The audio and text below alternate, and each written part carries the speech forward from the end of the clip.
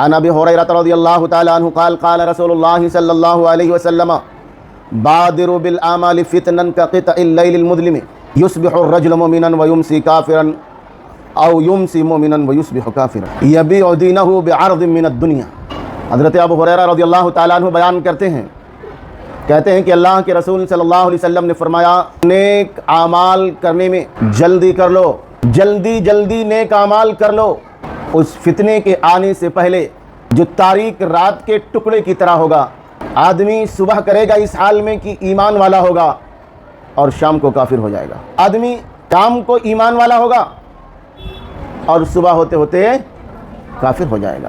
یبیع دینہ بعرض من الدنیا، اپنے دین کو دنیا کے ساز و سامان کے عوض، دنیاوی مال و متاع کے عوض بیچ دے گا۔